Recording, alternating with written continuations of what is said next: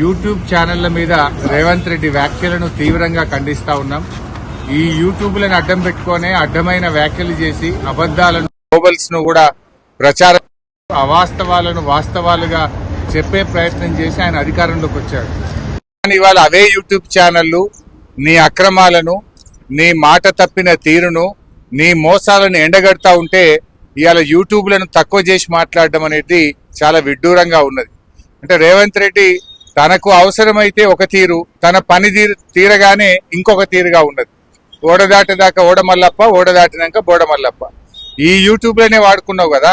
ఈ యూట్యూబ్లను నమ్ముకొనే నువ్వు మరి గత ప్రభుత్వం మీద ఆరోపణలు చేసి, గత ప్రభుత్వం మీద ఉన్నవి లేనట్టు, లేని ఉన్నట్టు చెప్పి, అబద్ధాలు చెప్పి నువ్వు అధికారంలోకి వచ్చినావు కదా.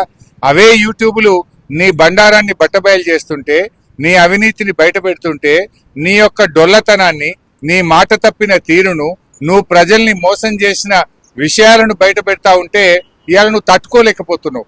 తట్టుకోలేక నీ అక్కసును యూట్యూబ్ల మీద వెళ్ళబుచ్చుతా ఉన్నావు. ఇవాళ ప్రజలకు అర్థమైపోయింది, ఇవే యూట్యూబ్ ఛానల్ బిడ్డ నిన్ను గద్దెదించడానికి రాష్ట్రంలోని యూట్యూబ్ ఛానళ్ళన్నీ ఒక్కటైతే నీ బండారాన్ని బయట పెడతారు. ఖచ్చితంగా నీకు తగిన శాస్తి ఈ యూట్యూబ్ ఛానళ్లే చేస్తాయి.